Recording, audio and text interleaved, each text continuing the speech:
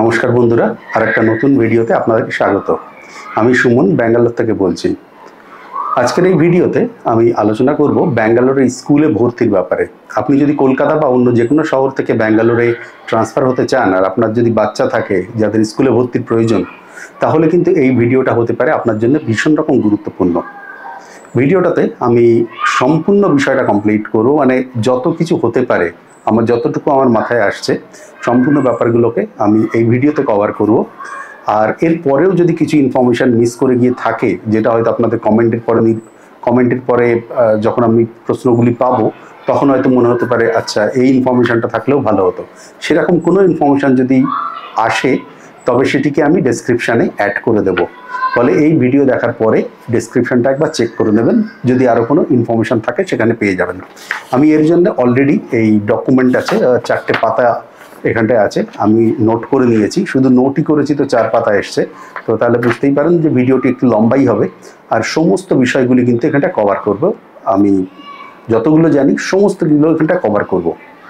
ফলে অনুরোধ করব স্কিপ না করে আপনি পুরোটা যাতে দেখতে পারেন। আশা করি আপনার স্কুল ভর্তি সংক্রান্ত সমস্ত কিছু কিন্তু এই ভিডিওতে আপনি পেয়ে যাবেন। আর আপনি যদি স্কুলের টিচার বা শিক্ষকতা করতে চান তাহলে তার জন্য আমি এর আগে একটি ভিডিও করেছি, আমি ওপরে যে আই বাটন সেখানে আমি লিঙ্ক দিয়ে দেবো এবং ডিসক্রিপশন বক্সে আপনি সেখান থেকে দেখে নিতে পারেন। মানে যারা টিচার হতে চাইছেন তাদের জন্য সেটি, কিন্তু আজকেরটা হলো যদি আপনি আপনার বাচ্চাকে স্কুলে ভর্তি হতে চান তার জন্য। প্রথমেই যদি বলি যে স্কুলের এখানটায় যে যে বোর্ডগুলো হয়, বোর্ডগুলো কী কী। পুরো দেশের মতো এখানেও মোট 5টা বোর্ড আছে। 5টা বলতে একটা হলো এখানটা লোকাল বা কর্ণাটক বোর্ড, যেটা আমাদের ওখানটা বাংলা মিডিয়াম পশ্চিমবঙ্গ সরকারের, এখানে কর্ণাটক সরকারের কর্ণাটক বোর্ড। এবং কর্ণাটক বোর্ডটা কিন্তু কানাড়া মাধ্যমে শেখানো হয়, কারণ কর্ণাটকের শুধুমাত্র কানাড়া ভাষাই হলো কর্ণাটকের অফিসিয়াল ল্যাঙ্গুয়েজ। যেটা আমাদের জন্য হিন্দি, বাংলা, ইংলিশ অনেক কিছু আছে, কর্ণাটকের জন্য শুধুমাত্র কানাড়া। ফলে এখানটা শুধুমাত্র কানাড়া ভাষাতেই এখানটা লোকাল ভাষা, লোকাল স্কুল বা সরকারি স্কুলগুলোতে পড়ানো হয়। আমি সেটি নিয়ে আলোচনা করব না, আমি আলোচনা করব এছাড়া অন্যান্য বোর্ডগুলো, সিবিএসই, আইসিএসসি, কেমব্রিজ আর আইবি, এই 4টে বোর্ড। সিবিএসই আর আইসিএসসি এর দুটি হলো আমাদের সরকারি বোর্ড, আর আইবি আর কেমব্রিজ এইটা হলো ইন্টারন্যাশনাল বোর্ড। সিবিএসই আপনি অনেকেই জানেন, আমাদের যতগুলি স্কুল হয় আশেপাশে সবই হয় সিবিএসই না আইসিএসই। বাইরে প্রচণ্ড শব্দ হচ্ছে, বাচ্চারা খেলছে, হতে পারে আপনি নয়েজ পেতে পারেন, সেই জন্য আমি দুঃখিত। কিছু করার নেই, মাঝে মধ্যে এরকম খেয়ালে চেঁচামেচি হয়, প্রচুর বাচ্চারা আছে অ্যাপার্টমেন্টে, যে কারণেই শব্দ হয়। যাই হোক, মূল প্রসঙ্গে ফিরে আসি আবার। তো সিবিএসইটা হলো সেন্ট্রাল বোর্ড। তো এই সেন্ট্রাল বোর্ডের কিন্তু যে বিষয়গুলি পড়ানো হয় আপনারা অনেকেই হয়তো শুনে থাকবেন, সিবিএসই থেকে আইসিএসই অনেক বেশি কঠিন। আমি যখন এই ভিডিওটা করতে গেলাম, আমি যখন বিভিন্ন ডকুমেন্ট পড়ছিলাম যে পার্থক্যটা কী, আমার ছেলেমেয়েরা সিবিএসইতে পড়ে, তো দুটো পার্থক্য আমি পেলাম। সিবিএসইটা আইসিএসির থেকে, মানে আইসিএসই বোর্ডটা যখন পড়ানো হয় ওরা কিন্তু অনেক বেশি ডিটেলে পড়ায়, যে কোনো কিছু নিয়ে অনেক বেশি ডেপথে যায়, যেটা সিবিএসইতে নয়। কিন্তু আপনি যখন আমাদের যে সমস্ত এক্সামগুলো হয়, যে কম্পিটিটিভ এক্সাম, যেমন জয়েন্ট এন্ট্রান্স, এনআইটি, এগুলোর ক্ষেত্রে কিন্তু সিবিএসই বোর্ডটা কিন্তু বেশি কার্যকরী। যদি পাশের র্যাঙ্কিং দেখা হয়, পুরনো সমস্ত রেকর্ডগুলো যদি দেখা হয়, তাহলে দেখা যায় যে সিবিএসই বোর্ডের স্টুডেন্টরা কিন্তু আইসিএসই বোর্ডের থেকে এই সমস্ত কম্পিটিটিভ এক্সামে ভালো পারফর্ম করছে। অর্থাৎ এক্ষেত্রে যদিও আইসিএসইতে অনেক ডিটেলে পড়ানো হচ্ছে এবং পড়ানো অনেক বেশি টাফ সিবিএসইর তুলনায়, কিন্তু দেখা যাচ্ছে যে কম্পিটিটিভ এক্সামে কিন্তু সিবিএসইর স্টুডেন্টরা ভালো পারফর্ম করছে। ফলে আপনার এখানটায় যদি টার্গেট থাকে যে আপনার ছেলে মেয়ে ইঞ্জিনিয়ারিং, ডাক্তারি করবে, তাহলে কিন্তু সিবিএসইটা চুজ করা বেটার হবে। অথচ যদি আইসিএসইর ক্ষেত্রে যেটা হচ্ছে যে আপনার সায়েন্স, আর্টস, কমার্স সমস্তগুলোতে কিন্তু গুরুত্ব দেওয়া হচ্ছে। ফলে যদি এরকম কোনো ইঞ্জিনিয়ারিং, মেডিকেল এরকম টার্গেট না থাকে, তাহলে হতে পারে আপনার আইসিএসইটা কিন্তু বেটার। এটা আপনার পছন্দ অনুযায়ী আপনি যে কোনো একটি বোর্ড নিতে পারেন। এরপরে থাকছে হলো ইন্টারন্যাশনাল বোর্ডের মধ্যে আইবি, আর একটা হলো কেমব্রিজ। আইবি বোর্ডটা হলো এটা সুইজারল্যান্ডের থেকে এটি অপারেট হয়, আর কেমব্রিজ হলো ইউকে থেকে। কেমব্রিজের যে বোর্ডগুলি বা যে এক্সামগুলি হয় তার মধ্যে যেমন এ লেভেল, এইটি কিন্তু আইবি বোর্ডের থেকে বেশি জায়গায় অ্যাকসেপ্টেড, মানে যদি অ্যাকসেপ্টেন্স ধরা হয় তাহলে কেমব্রিজ বোর্ডটা কিন্তু আইবির চেয়ে বেশি। সেদিক থেকে কেউ আইবিতে যেতে পারে, কেউ কেউ আবার কেমব্রিজে যেতে পারে, এবং সেক্ষেত্রেও একই ব্যাপার। আমাদের যেমন আইসিএসসিতে বেশি পড়তে হচ্ছে, বেশি ডেপথে যাচ্ছে, সিমিলারলি আইবির ক্ষেত্রে সেটা হচ্ছে, এবং সিবিএসইতে যেমন যে ব্যাপারটা হচ্ছে যে একটু কম পড়লে হয়, সেটা কিন্তু কেমব্রিজের ক্ষেত্রে। তো ওক্ষেত্রেও কিন্তু আপনারা দেখে নিতে পারেন যে কোন বোর্ডে আপনারা পড়াবেন। সাধারণত এইরকম ইন্টারন্যাশনাল বোর্ডে যারা পড়ায় তাদের টার্গেট থাকে বাচ্চাদের হয় বিদেশে পাঠানো, বা অনেক সময় কি হয় যে হয়তো বিদেশ থেকে এসছে বাবা মা, হয়তো কিছুদিন এখানে থাকবে, থেকে আবার বিদেশে চলে যাবে। তাদের ক্ষেত্রে এরকম ইন্টারন্যাশনাল বোর্ডগুলো হলে কিন্তু সুবিধা হয়, যে কারণে তারা এই ইন্টারন্যাশনাল বোর্ডগুলো নেয়। আমাদের দেশের মধ্যে যারা পড়াশুনো করে, বিভিন্ন রাজ্যে যাদের ট্রান্সফার হতে থাকে বা ট্রান্সফার হতে পারে, সেটা সরকারি কোম্পানি হোক বা সরকারি চাকরি হোক বা প্রাইভেট কোম্পানি, সেক্ষেত্রে কিন্তু বেশি সিবিএসসি এবং আইসিএসসি দুটো বোর্ডেই পড়াশুনো করে। যাই হোক, আশা করি আপনাদের সিবিএসসি, আইসিএসসি আর এই বোর্ডগুলো সম্পর্কে একটা পরিষ্কার ধারণা হলো। এরপরে চলে আসি যে এখানটায় যখন আপনারা আসবেন তখন কিভাবে আপনাদের বাচ্চাদের অ্যাডমিশন করবেন।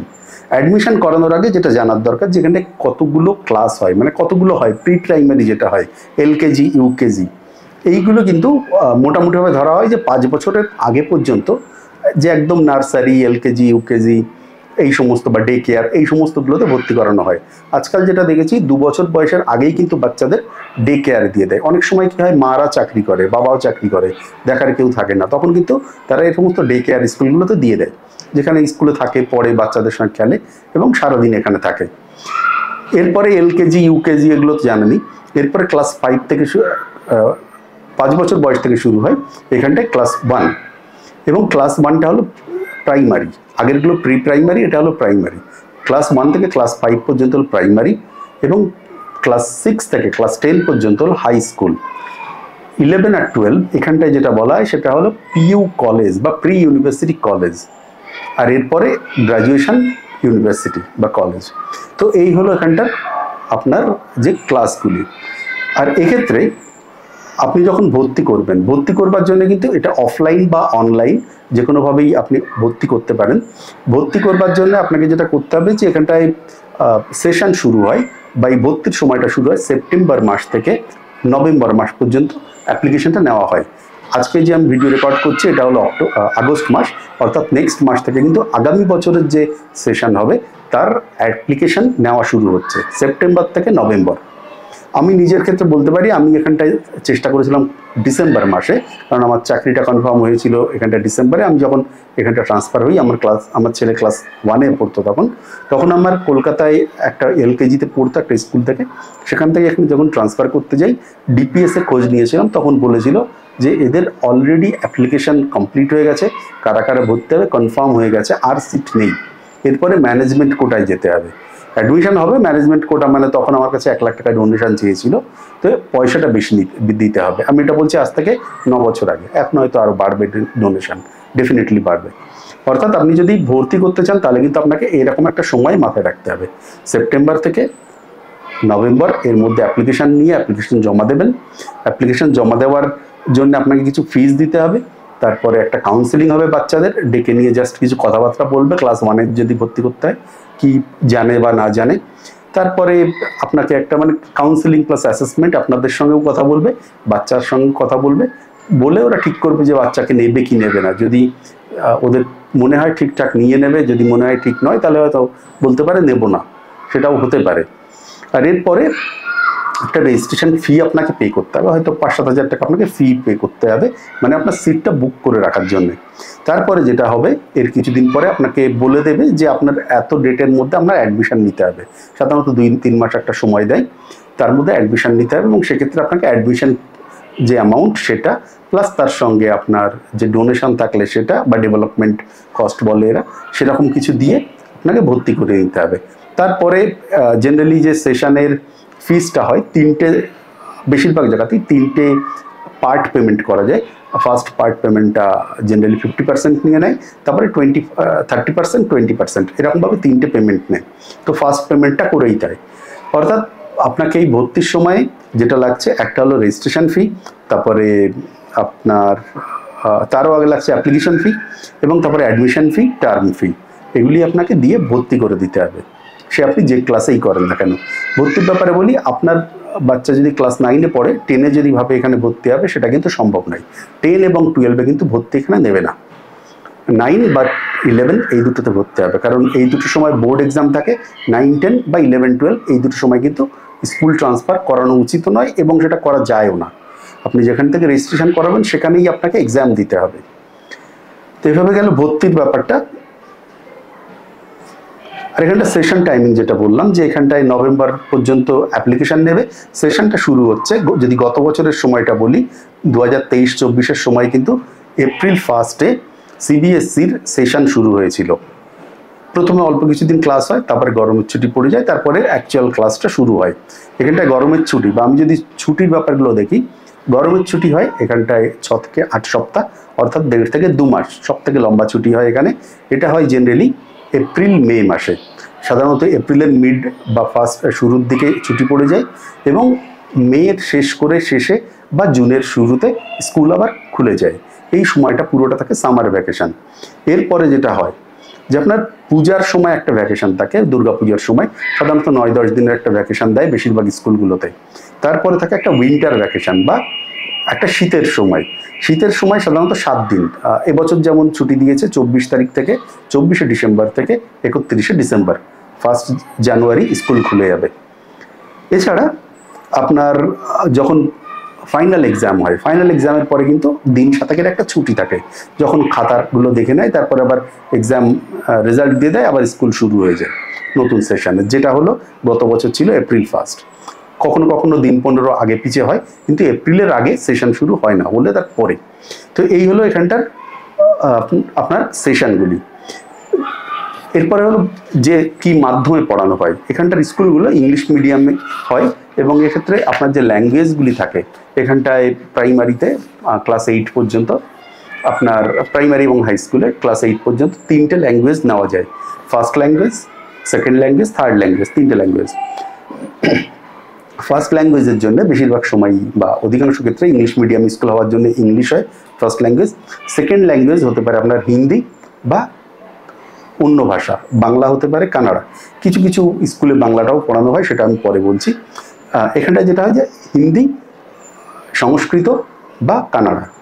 এখানটা একটা মুভমেন্ট চলছে, যখন বলছে যে আপনাদের এখানটা যারা পড়বে তাদের কানাডা বাধ্যতামূলকভাবে নিতে হবে। কিন্তু এখনো পর্যন্ত আমি দেখেছি আমার ছেলেমেয়েরা দুজনের, ছেলের ক্ষেত্রে কানাডা ছিল ক্লাস 5 পর্যন্ত, মেয়ের ক্ষেত্রে এরকম কিছু নেই। সংস্কৃত তার ল্যাঙ্গুয়েজ, মানে ইংলিশ, হিন্দি, সংস্কৃত। একইভাবে অনেক স্কুলে এইভাবে অ্যাকসেপ্ট করে, কোনো কোনো স্কুলে বলে দেয় যে না, কানাডা হতেই হবে। তো এরকম একটা ব্যাপার, কানাডা থাকবে কি থাকবে না নিয়ে একটা বেশ তর্ক বিতর্ক চলছে, কিন্তু কোনো কোনো স্কুলে উইদাউট কানাডা পড়ানো যায়। আর তার সঙ্গে যেটা আছে, বাংলা কোনো কোনো স্কুলে অনেকেই জিজ্ঞাসা করেন যে বাংলাটা কোনো কোনো স্কুলে আছে কি না। খুব লিমিটেড স্কুলে এটা আছে। আমি যখন স্কুলের নাম বলবো তখন এই ব্যাপারটা আমি বলে দেবো। আর এই থার্ড ল্যাঙ্গুয়েজটা আপনার থাকবে ক্লাস 8 পর্যন্ত, তারপরে কিন্তু থার্ড ল্যাঙ্গুয়েজ থাকছে না। ক্লাস 10 পর্যন্ত থাকছে সেকেন্ড ল্যাঙ্গুয়েজ আর ফার্স্ট ল্যাঙ্গুয়েজ। যে সিবিএসসির বোর্ড এক্সাম হবে, যদি আপনার ফার্স্ট ল্যাঙ্গুয়েজ ইংলিশ হয়, সেকেন্ড ল্যাঙ্গুয়েজ হয়তো হিন্দি হতে পারে, কানাডা হতে পারে, সংস্কৃত হতে পারে, আপনার বোর্ড এক্সামে সেটা হবে। সাধারণত যারা 10th-এ যায় তাদের ক্ষেত্রে বলে সংস্কৃত নেওয়ার জন্য, কারণ এক্ষেত্রে 100% মার্কস অনেকেই পায়। মানে সংস্কৃতে খুব ভালো নাম্বার তোলা যায় হিন্দির তুলনায়, যে কারণে স্কুল থেকে অনেক সময় বলে সংস্কৃত নাও, ভালো নাম্বার আসবে। এবং আমি যা জানি অনেকেই 100% নাম্বার পায় সংস্কৃতে। অবশ্য হিন্দিতেও 98, 99, 96 এরকম পার্সেন্টেজ পায়, 2-4 নাম্বার পার্থক্য হয়। এরপরে যেটা আসছে,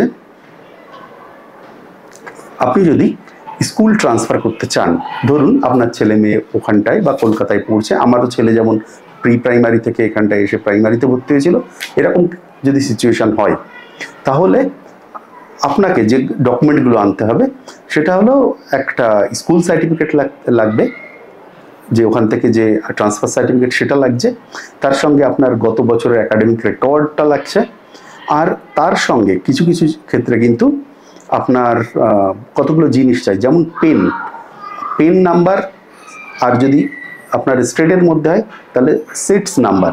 পেন নাম্বারের পুরো মানে হলো পার্সোনাল এডুকেশন নাম্বার। এটাই একটা সেন্ট্রাল নাম্বার যেটি কিন্তু আধারের সঙ্গে লিঙ্ক থাকে। প্রত্যেকটা স্টুডেন্টকে কিন্তু একটা পেন নাম্বার ইস্যু করে এখন গভর্নমেন্ট থেকে। যখন সে স্কুল যায় তখন থেকেই তার পেন নাম্বারটা অ্যাসাইন হয়ে যায় এবং এটি লিঙ্ক থাকে আধারে। এর জন্য কি হয়, আপনি দেশের মধ্যে যে কোনো জায়গায় গেলে কিন্তু আপনার পেন নাম্বার দিয়ে তাকে ট্র্যাক করা যায়। আর একটা হলো সিটস নাম্বার, সেটা হলো স্টুডেন্ট ট্র্যাকিং সিস্টেম কর্ণাটকের জন্য। এটা এক্ষেত্রে যেটা হয় যে এখানটা লোকাল যারা পড়াশুনো করছে তাদের একটা বেনিফিট থাকে। মানে ধরুন আমাদের পশ্চিমবঙ্গে যেটা হয় যে কেউ গিয়ে ওখানটায় যে কোনো জায়গায় পড়াশুনো করতে পারে বা চাকরি বাকরি করতে পারে, কর্ণাটকের ক্ষেত্রে এটা হয় না। কর্ণাটকের ক্ষেত্রে লোকাল বেনিফিট বলে একটা ব্যাপার আছে। কোনো স্টুডেন্ট যদি কর্ণাটকের স্কুলে 7 বছর মিনিমাম পড়াশুনো করে, মিনিমাম 7 বছর, তাহলে সে এখানটার লোকাল বেনিফিট পেতে পারে। অর্থাৎ কেউ যদি ক্লাস 9-এ আসে তাহলে কিন্তু লোকাল বেনিফিট সে দেখুন পাচ্ছে না। 9-এ আসলে পাচ্ছে, 9, 10, 11, 12 4 বছর, গ্রাজুয়েশন 3 বছর সে পাবে। কেউ 11-এ আসলে কিন্তু তখন তার পাওয়া এটা মুশকিল হয়ে যাচ্ছে, কারণ 11, 12 আর গ্রাজুয়েশন 3 বা 4 বছর, অর্থাৎ 5 বা 6 বছর টোটাল। কিন্তু মিনিমাম 7 বছর তাকে পড়াশুনো করতে হবে কর্ণাটকে, তবেই সে পাবে কর্ণাটকের লোকাল বেনিফিট। এবং এটি ট্র্যাকিং হয় এই সিটস বা স্টুডেন্ট ট্র্যাকিং সিস্টেম কর্ণাটকের জন্য যেটি আছে সেক্ষেত্রে। এক্ষেত্রে কোনো স্টুডেন্ট যখন আসে তখন তাকে একটা সিটস নাম্বার দেয়, যে নাম্বারটা কিন্তু কর্ণাটকের মধ্যে যদি আপনি স্কুল ট্রান্সফার করেন তখন এই নাম্বারটা প্রয়োজন হয়। অর্থাৎ দেশের জন্য কিন্তু পেন নাম্বার লাগছে, যেটা পার্সোনাল এডুকেশন নাম্বার, যেটা হলো ন্যাশনাল আইডেন্টিফিকেশন নাম্বারের মতো কাজ করে। আর স্টেটের মধ্যে থাকছে সিটস নাম্বার। এই নাম্বারগুলো কিন্তু খুব ইম্পর্ট্যান্ট যখন আপনি স্কুল ট্রান্সফার করেন বা ক্লাস 9-10-এ কেউ ভর্তি হয়। যখন 9-10 বোর্ড এক্সামে যায় তখন কিন্তু একটা এলওসি বা লিস্ট অফ ক্যান্ডিডেটটা পাঠায় স্কুল থেকে, তখন কিন্তু এই নাম্বারগুলো অ্যাসাইন করা হয়। এবং যদি একবার এই এলওসি চলে যায় স্কুল থেকে ক্লাস 9-এ, তখন কিন্তু সেখান থেকে আর চেঞ্জ করা যায় না। অর্থাৎ ধরুন আপনার একটা স্কুলের একটা ব্রাঞ্চ থেকে, পার্টিকুলার একটা ব্রাঞ্চ, শুধু স্কুল নয়, ওই ব্রাঞ্চ থেকে আপনার ছেলে মেয়ে যদি একবার তার এলওসি নাম্বার চলে যায় সিবিএসই বোর্ডে, তখন কিন্তু সেই নাম্বারটা মানে সেই স্টুডেন্ট অন্য কোনো স্কুলে কিন্তু এক্সাম দিতে পারবে না 10th, তাকে সেখানে এসেই দিতে হবে। হতে পারে কিছু কিছু স্কুলের যে চেইন আছে, যেমন ডিপিএস, অনেকগুলো তাদের ব্রাঞ্চ হয়, হয়তো ইস্ট ব্যাঙ্গালোরে সে ভর্তি হলো, পরবর্তীতে বাড়ি চেঞ্জ করে ওয়েস্ট ব্যাঙ্গালোরে চলে গেল, তখন ইন্টারনালি কথা বলে যদি স্কুল চায় তাকে ওয়েস্ট ব্যাঙ্গালোরের যে ডিপিএস আছে সেখানে গিয়ে পড়তে পারবে, কিন্তু এক্সাম তাকে কিন্তু ইস্ট ব্যাঙ্গালোরের যে ব্রাঞ্চে সে রেজিস্ট্রেশন করেছিল সেখানেই দিতে হবে, এটা কিন্তু চেঞ্জ হয় না। তো এই ব্যাপারগুলি আপনি মাথায় রাখবেন যদি আপনি ট্রান্সফারের কথা ভাবেন। এরপরে সেকেন্ড ল্যাঙ্গুয়েজ বেঙ্গালি এবং স্কুল চেইন যদি বলি, আপনার এখানটায় কতগুলো স্কুল চেইন হয়, যেমন একটা হলো Ryan International, Delhi public school, national public school, VIBGYOR school, Narayana techno school আর শ্রী চৈতন্য স্কুল। এইরকম জাতীয় বা জি এডুকেশনের স্কুল আছে, এরকম অনেকগুলো স্কুল আছে যাদের কিন্তু স্কুল চেইন হয়। স্কুল চেইনের মানে যেমন ফুড চেইন হয় কিছুটা সেরকমই, যে স্কুলগুলোর অনেক ব্রাঞ্চ আছে দেশের বিভিন্ন জায়গায়। এক্ষেত্রে একটা সুবিধা হয়, ধরুন আপনার ট্রান্সফারেবল জব, সেক্ষেত্রে সেন্ট্রাল গভর্নমেন্ট হলে তো সেখানটায় যে সেন্ট্রাল গভর্নমেন্টের যে স্কুল আছে, কেন্দ্রীয় বিদ্যালয়, সেখানেই পড়াশুনো করতে পারে এবং সেক্ষেত্রে একটা জায়গা থেকে আরেকটা জায়গা আপনার যখন ট্রান্সফার হবে তখন ট্রান্সফার তারও হয়ে যাবে, স্টুডেন্টেরও হয়ে যাবে। আর যদি প্রাইভেটে চাকরি করেন, হয়তো কলকাতা থেকে এখানে এলেন ব্যাঙ্গালোরে, তখন আপনি যদি এরকম কোনো স্কুলের কোনো চেইনে পড়েন তাহলে কিন্তু আপনার ট্রান্সফারটা সুবিধা হবে, স্টুডেন্ট ট্রান্সফার। মানে ধরুন কেউ আপনার ওখানটা ডিপিএসে পড়ে কলকাতায় বা চৈতন্যতে পড়ে, নারায়ণাতে পড়ে, যদি আপনি এখানে ট্রান্সফার হয়ে যান তাহলে কিন্তু স্কুলের ইন্টারনাল ট্রান্সফার নিয়েও কিন্তু এখানে চলে আসতে পারেন। এই একটা বেনিফিট কিন্তু হয় এরকম চেইন স্কুলে পড়লে, বাট ইন্টারনাল ট্রান্সফারে খুবই সুবিধা হয় এবং পড়ানোর স্ট্যান্ডার্ডটাও এক থাকে। তবে এক্ষেত্রে দুটো স্কুল নাম নিলাম, চৈতন্য আর নারায়ণা, এগুলোকে দেখবেন কেউ বলে টেকনো স্কুল, কেউ বলে না টেকনো স্কুল। এই দুটির মানে যদি টেকনো স্কুল হয় তার মানে তাদের কিন্তু টার্গেট থাকছে যে স্টুডেন্টরা সব মেডিকেল বা ইঞ্জিনিয়ারিংয়ে যাবে। অর্থাৎ যদি কোনো একটা স্কুল, কোনো স্টুডেন্ট সে হয়তো মেডিকেল বা ইঞ্জিনিয়ারিংয়ে যেতে চায় না, অথচ এই স্কুলে যদি সে ভর্তি হয়, তার জন্য এটা কিন্তু খুব একটা বাজে ব্যাপার হবে। আমি বলবো আপনার বাচ্চারা যদি টার্গেট থাকে মেডিকেল বা ইঞ্জিনিয়ারিংয়ে যায়, তাহলেই এই জাতীয় স্কুলে ভর্তি করবেন, টেকনো বা টেকনো যেরকম স্কুল হয়, কারণ ওদের ফোকাসটাই থাকে ইঞ্জিনিয়ারিং বা মেডিকেল। ফলে আপনার এরা যেহেতু ফোকাস প্রত্যেকটা স্টুডেন্টকে একইভাবে নিচ্ছে, সেই জন্য আপনাকে এটা মাথায় রাখতে হবে। আপনার যদি মনে হয় যে না আপনার বাচ্চা বড় হয়ে আর্টসে পড়বে বা অন্য কিছুতে পড়াশুনো করবে, আমার অ্যাডভাইস হবে এই জাতীয় স্কুলে ভর্তি করবেন না। এই জাতীয় স্কুলে আরও একটা সমস্যা হয়, যেটা আমি বিভিন্ন জনের সঙ্গে কথা বলে জেনেছি। এখানটায় আমার ছেলে যেমন চৈতন্যতে পড়ে, নারায়ণার ক্ষেত্রেও একই ব্যাপার হয়। এদের স্কুলের মধ্যে কিন্তু কিছু কারিকুলাম এক্সট্রা থাকে, যেমন সিবিএসই একটা যেটা থাকে, এর একটা স্ট্যান্ডার্ড সিবিএসই রাখে, তার সঙ্গে ইঞ্জিনিয়ারিং বা মেডিকেলের জন্য আলাদাভাবে একটা ব্যাচ তৈরি করে, এবং তাদের কিন্তু ক্লাস 6 মাথায় রাখুন, তাদের এই ব্যাচটাকে আলাদা করে নেয়, তার জন্য এক্সট্রা ফি নেয়, এবং তাদের পরবর্তীতে ইঞ্জিনিয়ারিং যদি হয় তাহলে আইআইটি টার্গেট করে পড়ানো শুরু হয় ক্লাস 6 থেকে, আর মেডিকেল যদি হয় তখনও ক্লাস 6 থেকে। এটা কি করে, নেক্সট 1-2 বছরের ক্লাসের কিছু সাবজেক্ট তাদের আগের ক্লাস থেকে অল্প অল্প করে পড়ানো হয়। যেমন আমি দেখেছি আমার ছেলেকে ক্লাস 7 বা 8-এই লগারিদম, ডেরিভেটিভ এই সমস্তগুলো নিয়ে আলোচনা শুরু করে দিয়েছিল। এতে কি হয়, আমি যখন ওদের স্যারকে জিজ্ঞাসা করেছিলাম যে এরকম কেন করাচ্ছেন এক্সট্রা, বললো ওদের পারবার দরকার নেই, ওরা জাস্ট নামগুলো বা জিনিসগুলো শুনতে থাকুক। এতে কি হবে, বারবার শুনতে শুনতে এবং বারবার প্র্যাকটিস করতে করতে এরা যখন ক্লাস 12-এ যাবে, তখন এদের কিন্তু ব্যাপারগুলো অনেক বেশি সুবিধা হয়ে যাবে, এরা পুরো অভ্যাস হয়ে যাবে। এতে এদের যে বোর্ড এক্সাম হয়, তখন কিন্তু এদের এখানটায় মানে জয়েন্ট এন্ট্রান্স এক্সামগুলি হয়, তখন এই সমস্ত কম্পিটিটিভ এক্সামে এদের খুব হেল্প হয়। আরেকটা ব্যাপারে আমি দেখেছি এই স্কুলগুলোতে খুব জোর দেয়, সেটা হল হ্যান্ড রাইটিং। হাতের লেখার জন্য একদম ক্লাস 1 থেকেই কিন্তু এর একটা স্পেশাল ট্রেনিং দেয়, মানে স্পেশাল ক্লাস হয়, এবং এটাকে খুব ভীষণ রকমভাবে গুরুত্ব দেয়। কারণ এদের এই সমস্ত স্কুলগুলোতে এরা মনে করে ভালো মার্কসের জন্যে হ্যান্ড রাইটিংটা কিন্তু খুব ইম্পর্ট্যান্ট। ভালো মার্কস তাদেরই হয় যাদের হাতের লেখা খুব ভালো। তো এই জাতীয় ব্যাপারগুলি হয়, এবং এর ফলে দেখুন সুবিধা যেটা আছে, হ্যান্ড রাইটিংটা তো সবারই ভালো হলে ভালো। আর ইঞ্জিনিয়ারিং বা মেডিকেলের জন্য যে সুবিধা এবং অসুবিধা এটা হয়, যারা ভালো স্টুডেন্ট, যারা এগুলো পিক আপ করতে পারে, তারা কিন্তু সত্যি সত্যিই এরা, আমি দেখেছি আইআইটি বা মেডিকেলে প্রচুর স্টুডেন্টরা পেয়ে যায়। তো এর ক্ষেত্রে খুব সুবিধা। অসুবিধাটা হলো যারা হয়তো মিডিয়াম বা যাদের এইগুলোতে যাওয়ার মন নেই এবং যারা পেরে ওঠে না, তারা কিন্তু এদের এত পড়ানোর প্রেশার থাকে, তখন কিন্তু তারা একটা হীনমন্যতায় ভোগে, এবং এর ফলে কি হয়, হতে পারে তারা পারছি না, আমি পারি না, এরকম একটা ধারণা হয়, এবং সেটা সিরিয়াস লেভেলে হলে তারা কিন্তু একটা ডিপ্রেশনে চলে যেতে পারে। ফলে এটা আপনি দেখবেন আপনার ছেলে মেয়ের ইচ্ছা, তার ক্যাপাবিলিটি দেখে যদি বোঝেন যে না এ পারবে, এবং আপনি যদি চান বা আপনার ছেলে মেয়ে যদি চায় যে ইঞ্জিনিয়ারিং মেডিকেল হবে, তার জন্য কিন্তু এই টেকনো স্কুলগুলি ভালো, সাধারণ অন্যান্য স্কুলের থেকে ভালো।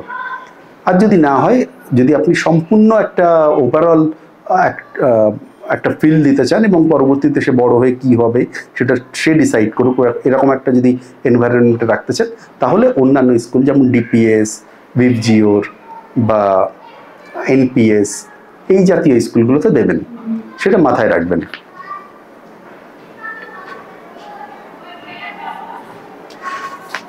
এই সমস্ত স্কুলগুলোতে আগে যেটা বললাম যে ল্যাঙ্গুয়েজ যেটি হয় যে সেকেন্ড ল্যাঙ্গুয়েজ, যেটা হিন্দি, সংস্কৃত বা কানাডা। তবে ব্যাঙ্গালোরের কয়েকটা স্কুল আছে যেগুলোতে কিন্তু বাংলাও পড়ানো হয়।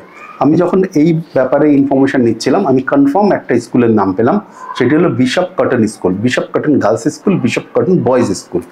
এই স্কুল দুটি কিন্তু বাংলা সেকেন্ড ল্যাঙ্গুয়েজ পড়ায়, মানে আপনি যদি চান বাংলা পড়াতে সেকেন্ড ল্যাঙ্গুয়েজে এবং বোর্ড এক্সাম দেবে, তারা কিন্তু এখান থেকে পড়লে সেই সুবিধা পাবে। এছাড়া আরও কতগুলো স্কুল, যেমন Presidency school, Greenwood school, Baldwin school, এই জাতীয় স্কুলেও নাকি এগুলো পড়ায়, কিন্তু আমি এগুলো কনফার্ম নিউজ পাইনি। আমি এরকম আরও অনেকগুলো স্কুল আছে, গোটা 10 স্কুল আছে যেগুলোর খবর পেয়েছি যারা বাংলা পড়াচ্ছে second medium, second language.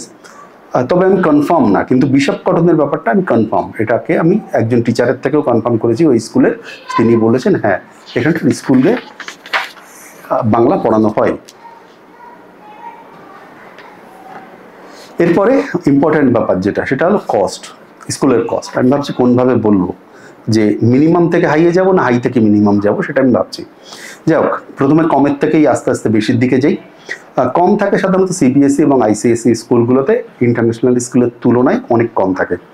CBSE স্কুলের তিনটে ক্যাটাগরি বলা যেতে পারে। একটা হলো মিনিমাম যে ক্যাটাগরি, সেটা হলো গভর্নমেন্ট স্কুল, মানে যদি আপনার হয় কেন্দ্রীয় বিদ্যালয়, এগুলি যদি হয় তাহলে 20 থেকে 50,000 টাকার মধ্যে খরচ পড়বে। 20 থেকে 50,000 এর মধ্যে খরচ পড়বে।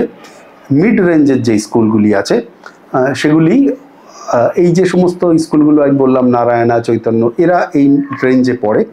তাদের ক্ষেত্রে মোটামুটিভাবে 70-80 হাজার থেকে 1.5-2 লাখ টাকা পর্যন্ত কিন্তু এদের স্কুল ফিসটা হয়। মানে ক্লাস 1-এ হয়তো 70,000 টাকা হবে, প্লাস তার সঙ্গে বই, ব্যাগ নেয় না এরা, বইয়ের থাকে, ইউনিফর্ম থাকে, ট্রান্সপোর্ট থাকে, সেগুলি এক্সট্রা। ট্রান্সপোর্ট মিনিমাম হয়তো আপনি ধরতে পারেন 30,000 টাকা, এর সঙ্গে স্কুল ফি হতে পারে 70,000 টাকা, বই এবং অন্যান্য ফি দিয়ে আরও হয়তো 10-12 হাজার 15,000 টাকা, অর্থাৎ সব মিলে যদি দেখি 1 লাখ টাকার কিছু বেশি। তাহলে একটা ওভারঅল যদি বলি সেটা হতে পারে 1 থেকে 2 লাখ বা 2.5 লাখ টাকা পর্যন্ত এই মিড রেঞ্জের স্কুলগুলো হয়। আপনার মনে হতে পারে এটা অনেক বেশি, কিন্তু তা নয়। পরবর্তীতে আমি যখন আরও বেশি স্কুল বলবো তখন দেখবেন আরও বেশি।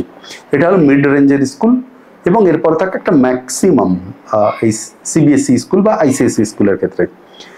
সেক্ষেত্রে আচ্ছা, মিড রেঞ্জের একটা স্কুলের যদি এক্সাম্পল বলি তাহলে গ্লোবাল ইন্ডিয়ান ইনস্টিটিউট আর ডিনস একাডেমি, চৈতন্য স্কুল, এরা মিড রেঞ্জের। ম্যাক্সিমাম যেগুলি আছে সেগুলো প্রিমিয়াম স্কুল, যেগুলির কোর্স ফি 2.5 লাখ থেকে 3.5 লাখ টাকা পর্যন্ত হতে পারে। তার মধ্যে যেমন আছে বিজিএস ইন্টারন্যাশনাল স্কুল, এনপিএস কোরবাংলা, এই জাতীয় স্কুল। ডিপিএস কিছুটা মিড রেঞ্জ আর ম্যাক্সিমাম রেঞ্জ এর মাঝামাঝি জায়গায় পড়ে। তো এটা হলো আপনার সিবিএসই বা আইসিএসসির ক্ষেত্রে। অর্থাৎ আপনি আপনার বাজেট অনুযায়ী চাইলে 1 লাখ টাকা, চাইলে 3.5 লাখ টাকার স্কুলে ভর্তি করতে পারেন। ইন্টারন্যাশনাল স্কুলের ক্ষেত্রে যদি বলি, এক্ষেত্রে আমি বেশি থেকে কমের দিকেই বলি। যেমন হ্যারো ইন্টারন্যাশনাল স্কুল, এটা একটা স্কুল আছে ব্যাঙ্গালোরে, তার কোর্স ফি থাকে 17 লক্ষ টাকা। 17 লক্ষ হ্যারো স্কুল। এছাড়া স্টোন হিল ইন্টারন্যাশনাল স্কুল মোটামুটি 9 লক্ষ টাকা। ইন্দাস ইন্টারন্যাশনাল স্কুল 7,10,000 টাকা। কানাডিয়ান ইন্টারন্যাশনাল স্কুল 7 লক্ষ টাকা। তো এরকমভাবে আপনার ইন্টারন্যাশনাল স্কুলগুলোর ফি হয়।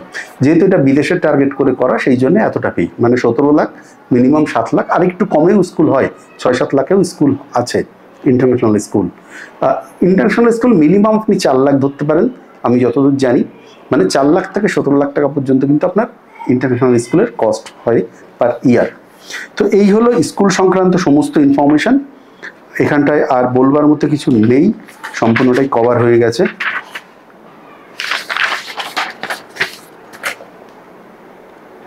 আশা করি সমস্ত ইনফরমেশনটাই আমি কভার করতে পেরেছি।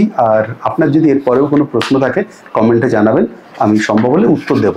আর একটা অনুরোধ, যেটা আমি প্রথমেই করলাম, যে আপনি এই ভিডিওটা দেখার পরে ডেসক্রিপশন বক্সে গিয়ে আরও অ্যাডিশনাল ইনফরমেশন কিছু আছে কিনা সেটা চেক করে নেবেন। আশা করি এই ভিডিওটা আপনার খুব কাজে লাগবে। আর বা অন্য যদি কারো প্রয়োজন হয় এই ভিডিও, অনুরোধ করব শেয়ার করবার জন্যে, কারণ এটা খুব একটা ইম্পর্ট্যান্ট ইনফরমেশন। যারা কলকাতা থেকে ব্যাঙ্গালোর আসছেন, প্র্যাকটিক্যালি ব্যাঙ্গালোর নয়, আপনি ভারতের যে কোনো শহরেই যান না কেন, মূল ইনফরমেশনটা একই থাকবে। কস্ট একটু কম বেশি হবে, স্কুলের নামগুলো কম বেশি এদিক ওদিক হবে, তা না হলে মোটামুটিভাবে পুরো ইন্ডিয়াতে এই একই সিস্টেমে পড়ানো হয়। আর আপনি যখন ট্রান্সফার হবেন বা আপনি যদি বাচ্চাকে ভর্তি করাতে চান, তাহলে কিন্তু আপনার এই ইনফরমেশনটা খুব কাজে লাগবে। আশা করি ভিডিওটি আপনার ভালো লেগেছে, আর ভালো লাগলে একটা লাইক করবেন। কোনো মতামত থাকলে সেটা কমেন্টে জানাবেন। ভালো থাকবেন, দেখা হচ্ছে পরে অন্য কোনো ভিডিওতে। নমস্কার।